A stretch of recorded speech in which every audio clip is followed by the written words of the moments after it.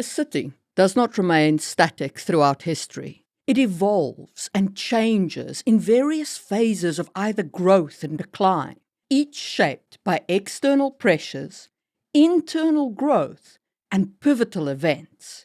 And the same should apply to your fantasy city. The history of your city is a critical part of your world building.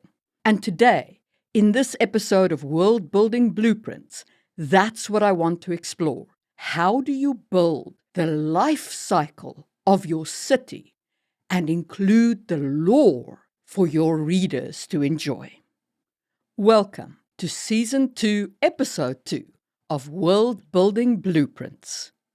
The key to understanding a city's history is understanding the concept of a city core.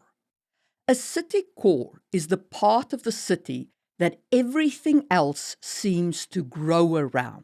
It's the place and concept that pulls people into the city and keeps them coming back, whether it's a fortress on a hill providing protection, a busy market square that provides a place to buy and sell things, or a temple that draws pilgrims.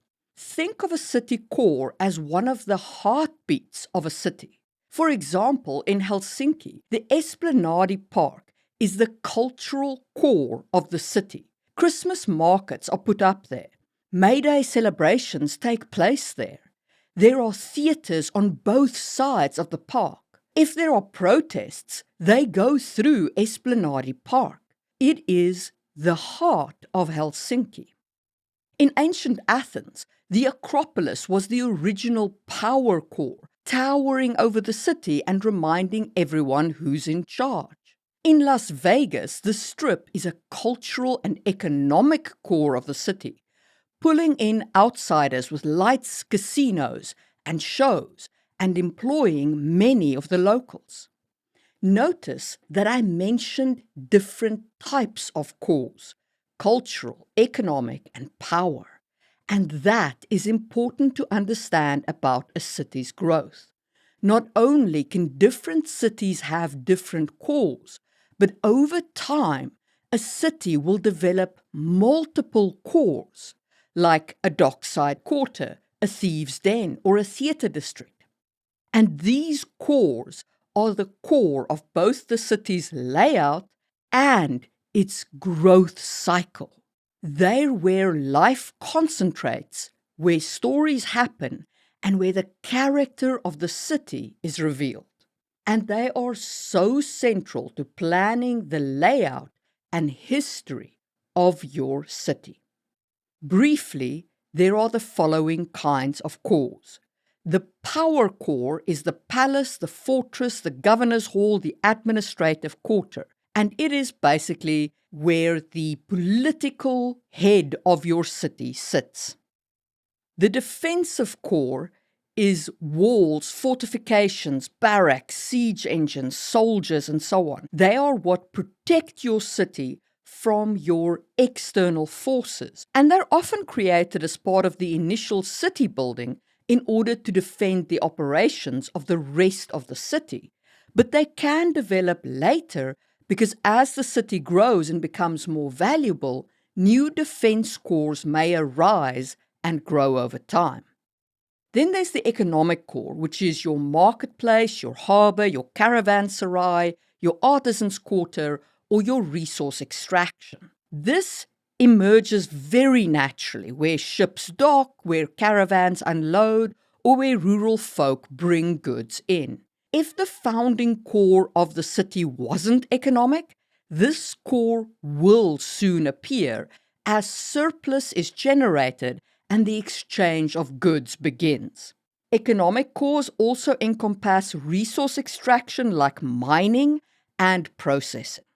Then there's the religious or worldview core. This is where you have temples, cathedrals, shrines, monasteries, and so on. And often a sacred site might exist as a founding reason, but it also grows in importance as the city gains wealth to build monumental temples.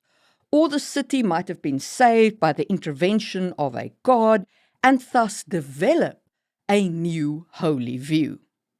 Then we have the underworld core. This is your slums, your thieves' quarter, your red light district, your shadow economy. And often this occurs as other cores decline and hence creates the infrastructure for a shadow economy to move in to the abandoned infrastructure, which we'll talk more about when we talk about the actual life cycle.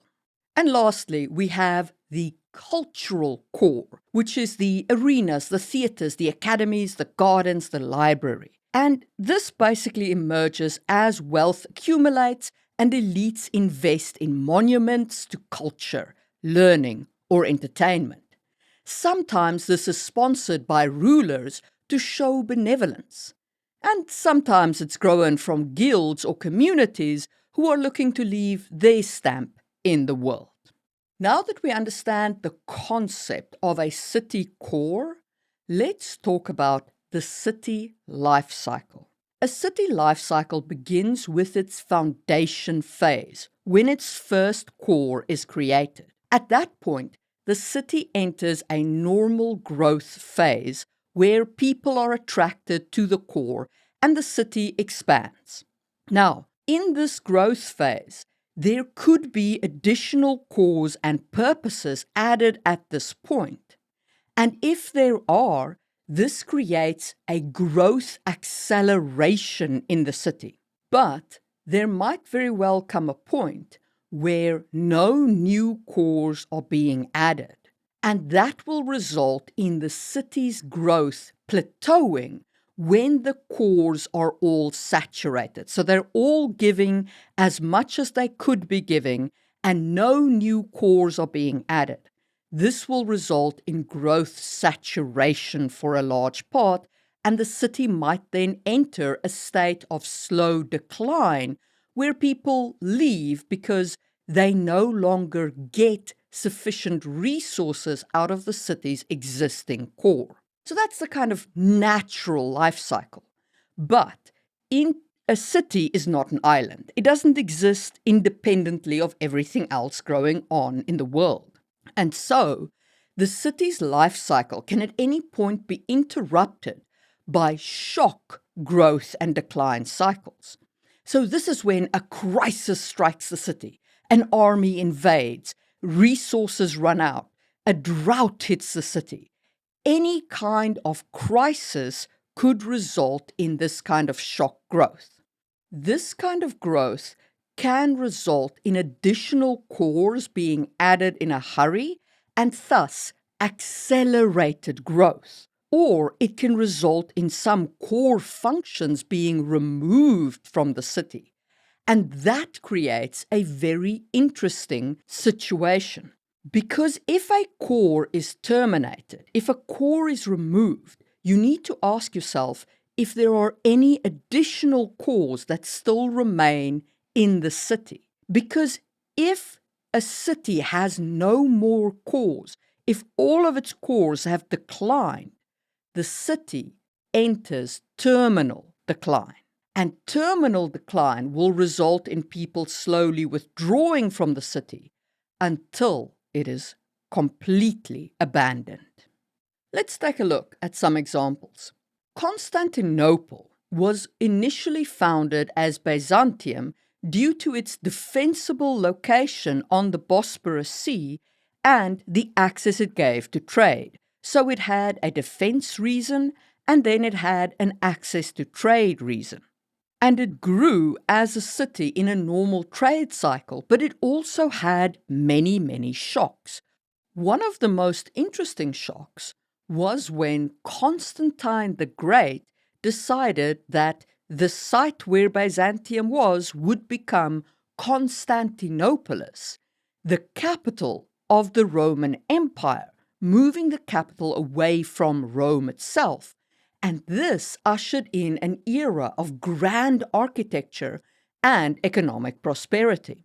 But there were a slew of other negative shocks, like the sack of Constantinople in 1204 by the Crusaders devastated the city, leading to its fragmentation and its instability. Now, Constantinople never entered terminal decline. It changed hands and it eventually became the modern-day city of Istanbul. But Ani in Turkey is a testament to the full terminal decline of a city. Ani was a city on the Great Silk Road, and when the trade along the Great Silk Road deteriorated due to the Portuguese finding the route around Africa and cutting out the overland route, Ani lost its core economic purpose due to the trade route shifting, and the city eventually fell into ruin and was abandoned completely. But you should bear in mind that a city might be in steep decline, but still maintain some purpose, some core function might yet exist. For example, Rome retained cultural significance under the papacy and eventually recovered from its steep decline, despite shrinking dramatically under the collapse of the Western Roman Empire. So a city might enter a very steep decline that looks terminal, but as long as any of its cores remain active, there is still hope that it can pull itself out of that decline. If it still has a purpose, it can recover, even if it is in a smaller form. So that's the overall view of the life cycle of a city and its core functions.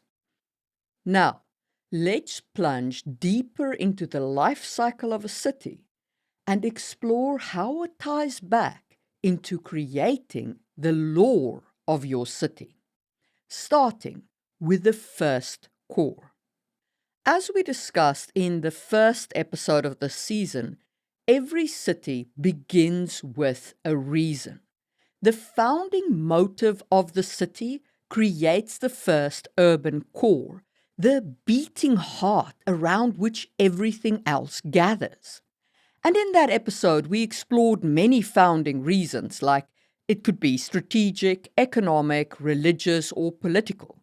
The essence of understanding why your city is founded gives you the core of your city, the first and most important, at least initially, core of your city, be that power, defense, economic, religious, underground, rare but possible, or cultural.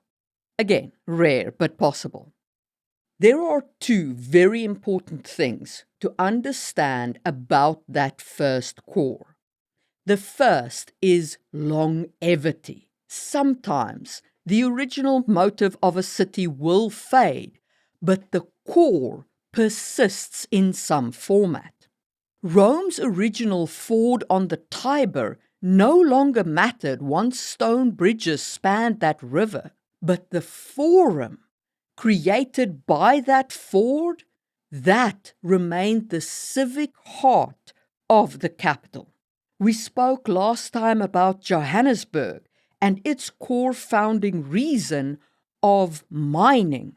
Now, the GDP of Johannesburg is these days only made up by a very small percentage of mining activity, and yet it is still enormously impactful on the city in terms of the massive mine dumps all around the city, and in terms of the way that the city's center is laid out around those original claims. So the core of the city will have a long impact, even if it is displaced by later cores. The other point to remember is especially relevant in case of the city's conquest. Later generations or conquerors might reinterpret the first core of the city. For example, Mexico City was built atop Tenochtitlan's Sacred Heart. I think I mispronounced that. My tongue doesn't quite want to get around those characters. Anyway, so Mexico City was built atop this ancient Sacred Heart. And old temples there became cathedrals, altering the religion but preserving the purpose of the original core despite being overwritten by the conquistadors. So your city can be dramatically impacted by its original core long after the core has vanished from being an active part of the city's growth. Okay, let's move on to the growth and new cores. So as the city expands through its phase 2 and 3, new cores emerge, each with its own function and culture. They may cluster around geography, like a riverbank or a hilltop, infrastructure, like a harbor or a caravan gate, or institutions, like a university or a guild hall. This often results in urban sprawl and deterioration of the old cores. It is the most common way in which new cores forms. And multiple cores create a polycentric city. Each is a stage for different kinds of stories, and the spaces between them are natural tension zones. Normal growth and decline within cores can happen for various slow-moving reasons, like economic drift, where trade moves from old river docks to new caravan gates. This happens especially due to changes in geography as the city physically expands, or economics as new trade opportunities and transport mechanisms open up. Economic agglomeration is when businesses or other endeavors cluster together due to the benefits they gain by being close to each other, like shared suppliers, shared labor pool, more customers, and so on. For our purposes, think of this as a kind of mini process. You get one tavern by the docks to serve the sailors. Sailors gather there. More taverns open. This results in brothels and gambling dens following. And suddenly you have a full dockside underworld core due to economic agglomeration and the growth engendered by it. You can also have growth due to political relocation, where a king might build a new palace, shifting the power core, and the old core might be left to rot, or it might become a secondary palace, or it could even be handed over to the defense core. Cultural accretion is another means of slow-moving growth. This is where once sacred plazas become marketplaces, as merchants take over the space, potentially to sell to pilgrims at first, but over time, the sacred nature of the square that the vendors took over vanishes. And finally, you have decay and shadow growth, where old cores fall into ruin and are repurposed by the poor or the underworld. Bear in mind that cores don't vanish, they become parmisets. An abandoned fortress might be absorbed into slums, still visible in crooked street patterns and in walls. That's our natural growth of a city. And it's important for you to understand how this happened in the life cycle of your city, to note down when additional cores entered your city just through natural growth. Did it go from being a fort on the hill to attracting merchants? Those merchants created an economic core. Over time, that economic core drew in the underworld to prey on the merchants and bring brothels to the city. And then, in due course, you have these three cores. The original defensive core to protect the ford across the river, the economic core of trading with the merchants, and the underworld that preys upon them. So note those down when you're creating your city's lore. How did the cores enter the city through natural growth? But as we discussed earlier, natural growth is not the only element that leads to city growth.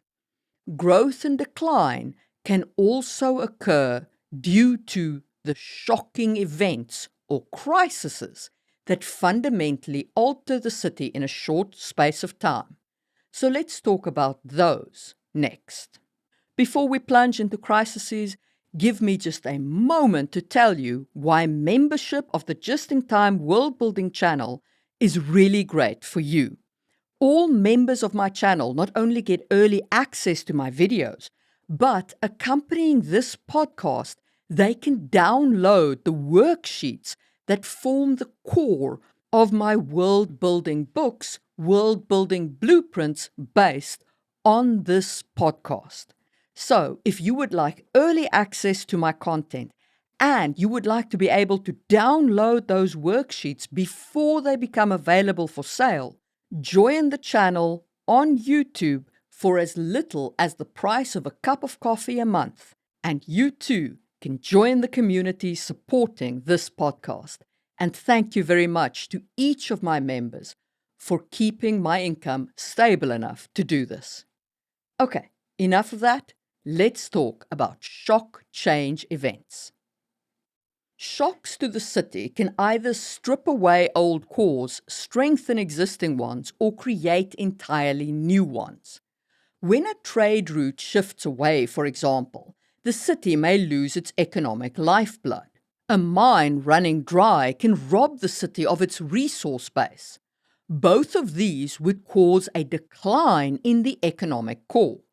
Fortresses, once vital, can become obsolete with new weapons, and sacred sites may fall into disuse if they are desecrated or abandoned, taking their pilgrim traffic with them. But not every change is about loss. Sometimes surviving a crisis reinforces a city's identity. A settlement that withstands a siege might double down on its defenses and grow into an even stronger fortress, resulting in growth in the defense core. A community that lives through a magical disaster might become famous for its arcane studies. Even a city that loses its trading role but still has fertile farmland might reinvent itself as a largely self-sufficient farming town. Other times, change brings brand new purpose and new cores. A conqueror can rebuild a captured city into their capital. A devastating earthquake might uncover valuable resources and spark an economic boom. New technologies can transform the city overnight, giving rise to new cores at staggering speeds. Whatever the cause, the effects of these changes push the city down one of three broad paths. The first is recovery and growth. Here, the city adapts to whatever crisis has struck it by adding or reinforcing cores. Leaders may emerge to stabilize things, new infrastructure might be built, or policies enacted to encourage renewal. In some cases, the crisis might even accelerate growth, leading to urbanization and industrialization. London after the Great Fire of 1666 is a classic example. The destruction was immense, but the rebuilding introduced stronger urban planning and better infrastructure, setting the stage for much greater prosperity. The second path is reduced but stable. The city recovers, but in a diminished form, surviving with fewer functions than before. It might specialize in just one industry, or it might fall into the orbit of a stronger power as a vassal or satellite city. Venice illustrates this well. Its naval dominance faded over time, but it endured as a city by becoming a cultural and tourism hub. The third path of the city is terminal decline and abandonment. In this case, the city loses all of its cores and it eventually dies. It may become completely deserted, leaving behind only ruins, ghost towns, or legends. Survivors might migrate elsewhere, founding successor settlements. The Armenian city of Ani shows this fate. Once it was a thriving hub on the Silk Road, but it was hit by repeated invasions and economic collapse when the maritime routes replaced the overland ones. And without that new purpose, Ani was abandoned, and its stones are left to weather on the steppe. Now, it's important to understand that part of decline. Decline doesn't usually happen to a city all at once. More often, it begins with the fading of a single core. Maybe the docks fall silent when trade routes shift, or a fortress loses its importance as new weapons makes its walls obsolete. A temple that once drew pilgrims might stand empty after a theological schism.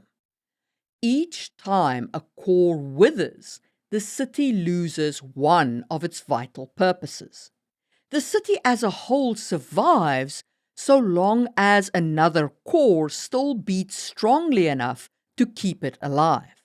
The end only comes when every core has failed. And cores decline for many reasons, including the shocks we discussed above. But it can also be less dramatic than a shocking event.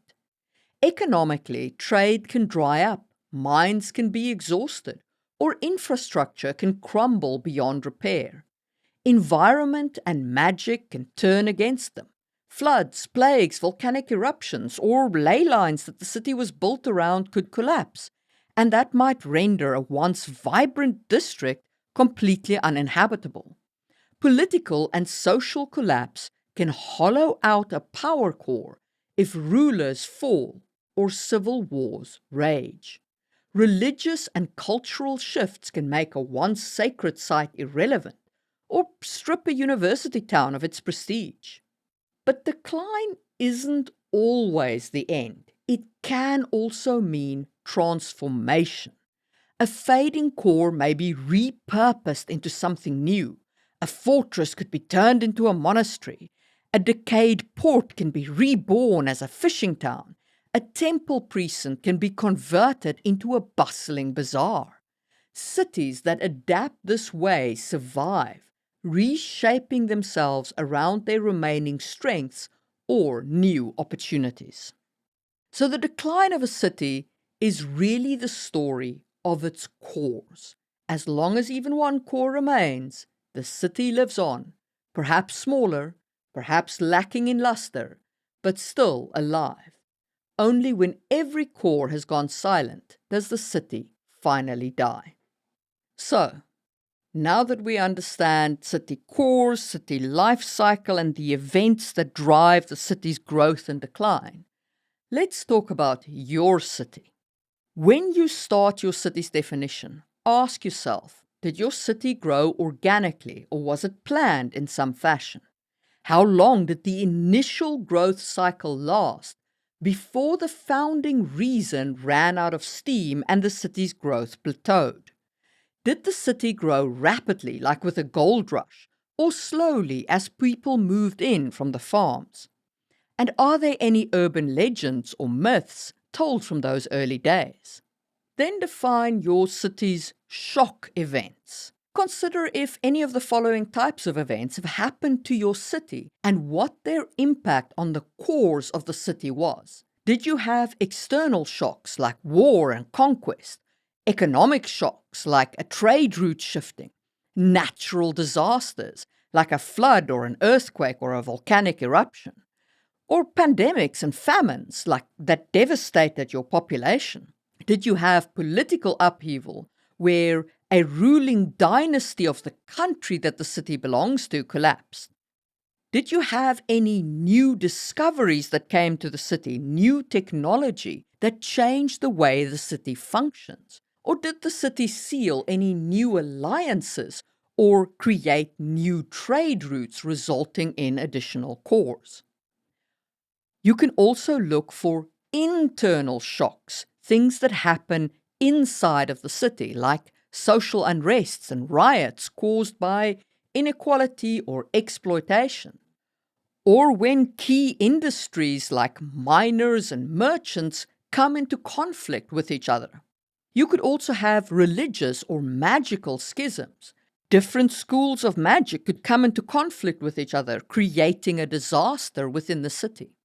You could also have infrastructure collapse, where there is unstable city growth, for example, through overpopulation or food shortages, and that could result in part of the city collapsing, like the sewage structure or the transportation network, could just not be able to deal with the amount of people, and that could precipitate a crisis. Or somebody within the city could invent a new piece of technology, and that could result in very rapid growth as the city attracts investors and others seeking to take advantage of this new technology. And the same, of course, with new resources. The city might discover a new mundane or magical resource, and that could lead to its massively expanded growth due to this new economic purpose. Now, these shocks most often result in the creation or removal of cores. And of course, as we discussed earlier, cores can also be added just through natural growth. But when a core is added, it's also important to understand the growth of that core. So, ask yourself, why did your new core arrive? How does the new core interact with the old ones? Is there a shift in the purpose of the city overall? Is there conflict, for example, between an economic core and a resource core, or an economic core and a cultural core? Does the core bring investment or development to the city? Who are the key players in the development of this core? Are they local leaders or external influences? Are there any powerful factions that stand to gain or lose from the introduction of this core? What risks or obstacles exist in establishing the new core? And then, of course, once you have the core established, you have all of the normal growth cycles around it. So ask yourself, while the core is growing, does it still serve its existing purpose, and is there more space for growth? So, for example, let's say the core is built around mining. Is there still more of the resource to mine? Let's say the core is around trade. Is there still capacity within the infrastructure and logistics of the core to expand and handle more trade? And then ask yourself, how does that growth change the social fabric of the city? Does it attract migration and create a more diverse population? Does it lead to new social classes or economic divisions? Are there cultural shifts in architecture, traditions, or governance? What myths, legends, or stories emerge during this phase of growth in this core? And is there any internal conflict created by this core between the city's elite or even between the workers of the city?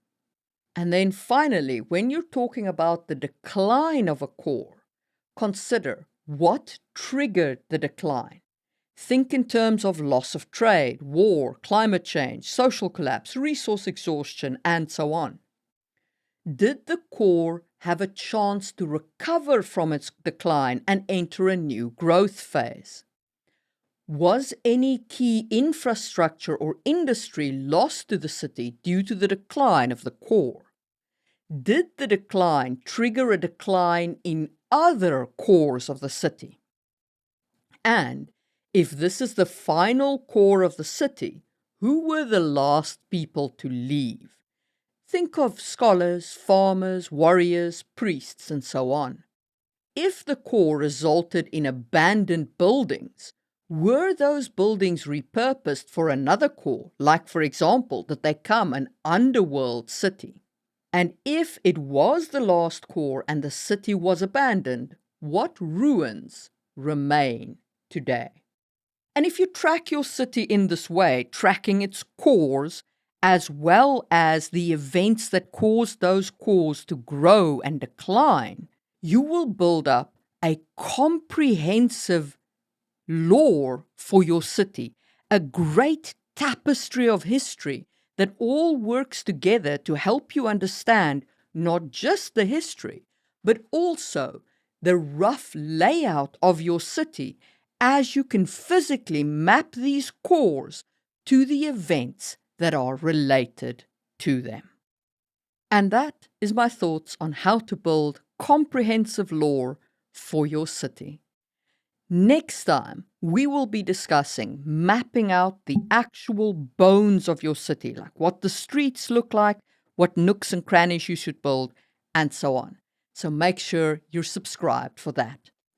And a huge thank you to my channel members who make this possible, especially to the members of the Build It in Stone level, A. Walyard, Epic, Katie Kofi Mug, Laura Bones 79, Necromancer JM, Neil Buckley, and Tony Lamanna, as well as the members of the Build It in Wood tier, Aya Shamimaru, Bear Necessities, Carrie, Dylan Butera, Glacier Maniac, Husso, Ignacio Roscovan, Jack Mew Mew Mew Mew Mew, Joykan Moreira, Michelle Fleck, Moxane, Nicholas, Aman, Patricio, and Tiffany Felix. Without your support, this wouldn't be possible. And I will see you soon for another episode of World Building Blueprints. Remember, build what you need when you need it.